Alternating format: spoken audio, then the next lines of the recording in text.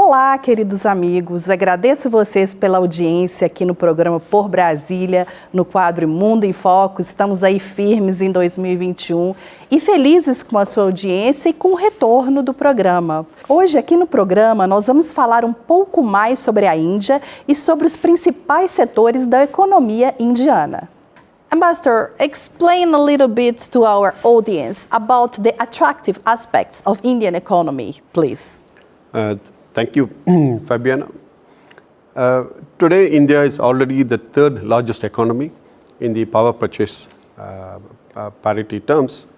And as per the predictions by different agencies, including World Bank and others, I think we will become the third largest economy also in the GDP, actual GDP, real GDP terms by 2030. See, our biggest strength is our private sector and our youth. We have a population of 1.4 billion, but our median age is only 29 years old. And here what we are looking at is a transformation which is happening, the new age economy. And our youth are beautifully placed to be partners in this new age economy. And that is where we are really going to realize the potential of India. We have a target of reaching $5 trillion by 2025. But it may get delayed because of the pandemic. But I believe we are reaching there. It's a question of time. And during this pandemic, 6 of our startups, they become unicorns, which is a really impressive growth. When I look at it, that despite the pandemics, we had 6 companies which became unicorns. This really reflects the depth and the strength of the Indian economy.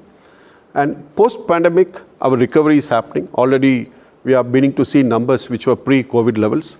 And we believe the growth is coming back, and it is coming back fast for India.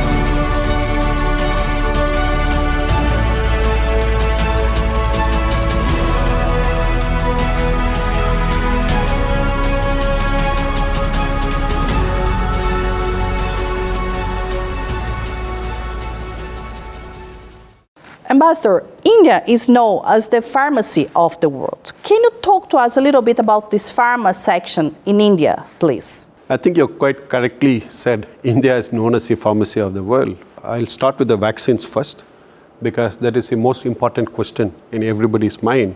India produces about 65% of the global vaccines. I think we supply about 80% of the vaccines for WHO. And so today, when it comes to the COVID-related vaccines, India has a very responsible role to play.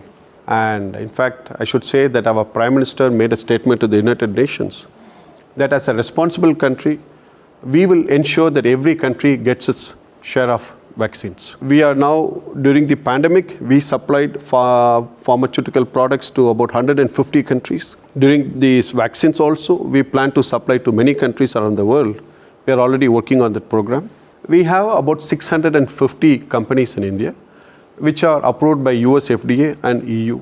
We are also having the second largest number of API manufacturing companies because of the quality, because of the affordability, and importantly, at the end of the day, the healthcare must be affordable for all, and it must be available to all, and that happens only when you get the quality medicines at an affordable price, and that is where India comes.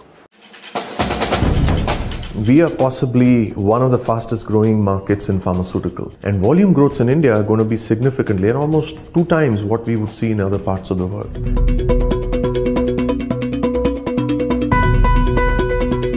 We've developed our own technologies, our own API. We use nanoparticulate technology, liposomes, microspheres, and so we're actually spanning the whole works.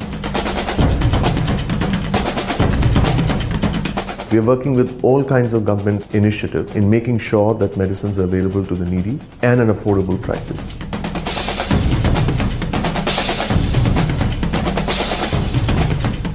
We can be a great sector in making sure that we can service the needs of patients in India and several other parts of the world, and that's a huge manufacturing footprint. Esta semana foi muito especial para as relações entre Brasil e Índia. Tivemos a chegada de 2 milhões de doses da vacina de Oxford e também a presença do presidente Jair Bolsonaro na celebração do Dia da República da Índia. Saúde, prosperidade e sucesso aos nossos irmãos indianos. I've heard a lot about digital transformation in India. Can you talk to us about that, please? The idea behind the digital transformation was very simple, that people living in the villages, people living in the small towns, people living in the countryside should also have access to the same services, should have access to the same facilities as the people living in the cities. And so the government decided that it will take governance to the people's homes, rather than making the people come to the government offices. To enable this to happen, government undertook a few initiatives. One of the important initiatives is called Digital India program. Under this Digital India program, there were 2 important steps which the government took. The first step was that it laid fiber optic network across the whole of India, and the second step was that it initiated digital literacy program. It taught the citizens of India how to utilize the digital technology. And so today you go to every village, you will find everybody is able to use the internet. They are connected to the internet, and obviously this has created a new world of opportunities. India is the second largest market in the world for digital consumers and growing fast. It had 560 million internet subscribers in 2018, twice as many as in 2014. Falling costs have spurred digital adoption. Data costs have dropped by more than 95% since 2013. Government programs have helped too.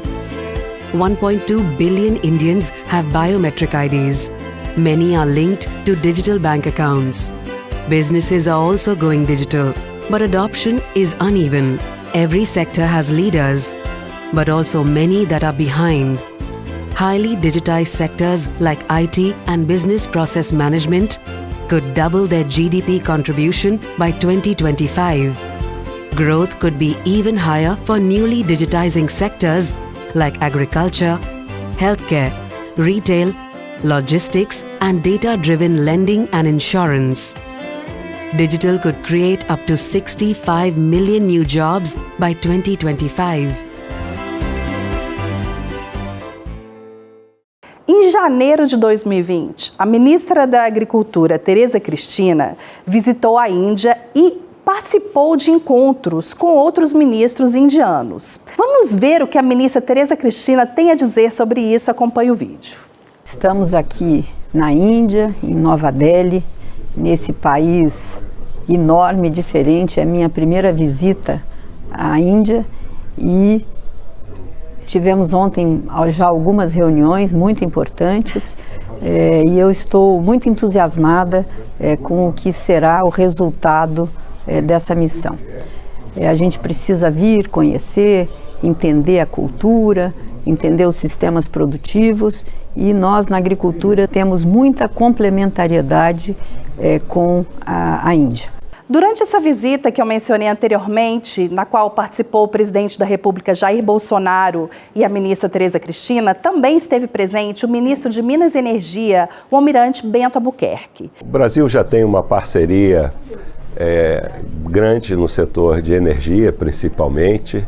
No setor de eletricidade, a Índia, o maior investimento que ela tem no Brasil é no setor elétrico, principalmente em linhas de transmissão. Nós queremos ampliar, principalmente o biocombustível. Eu acho que Índia e Brasil têm um futuro conjunto nisso. A Índia é a maior produtora de açúcar do mundo e o Brasil é o maior produtor de etanol proveniente da cana-de-açúcar. Então, acredito que essa oportunidade, essa visita de Estado que o presidente Bolsonaro está realizando à Índia, será extremamente positiva e promissora para os dois países. Ambassador, India is one of the leaders in the space sector. How is India working with Brazil in this sector? You know, the Indian space sector is very interesting. It is considered to be the most cost-efficient space program in the whole world. The space program was launched by India as a public good to make use of this advanced technology for the benefit of the public. And we have not only benefited from it, but we have also supported other countries. To date, over the past 40 years, we have launched about, I think, close to 350 satellites, if I'm not mistaken, for something like 35 countries, including Brazil. And I'm glad to inform that in February, we are also going to be launching the Amazonia satellite of Brazil. That is really going to open a new chapter in cooperation in the space sector between India and Brazil.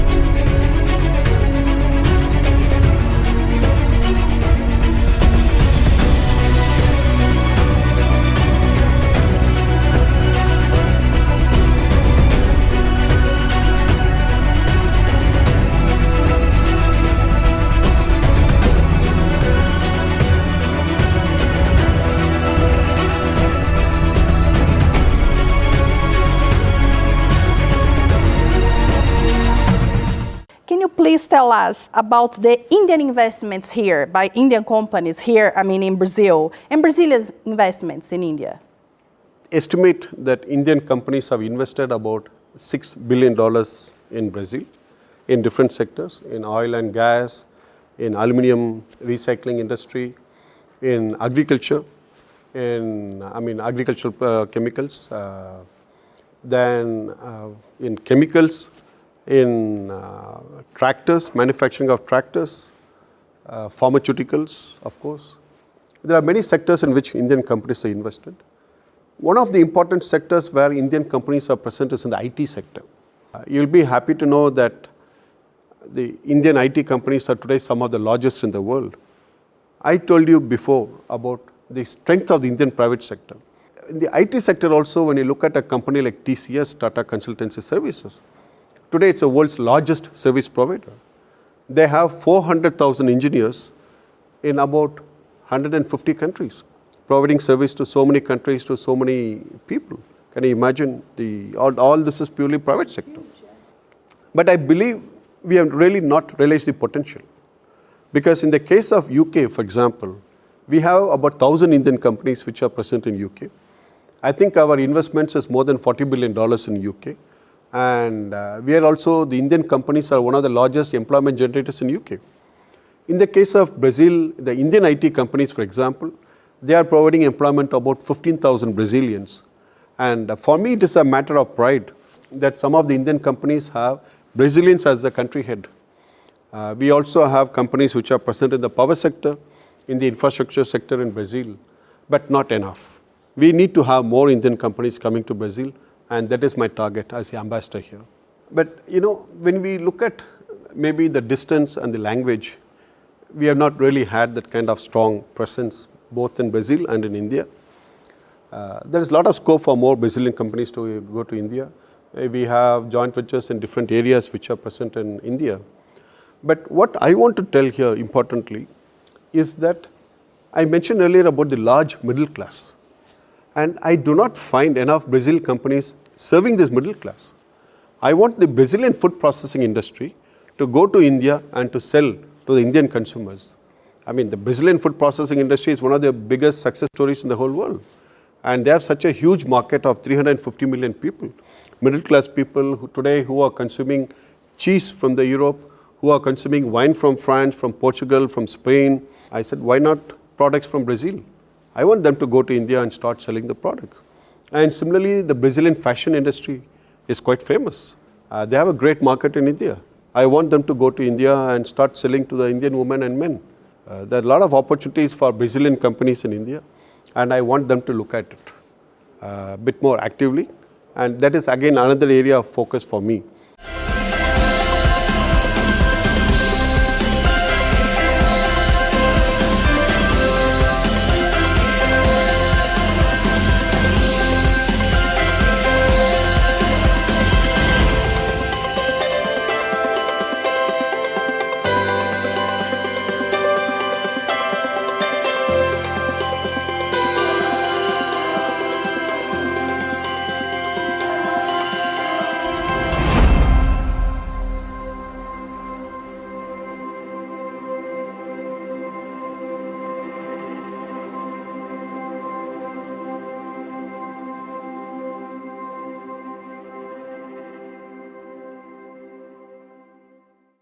And what's the cooperation between Brazil and India in the defense sector, Ambassador?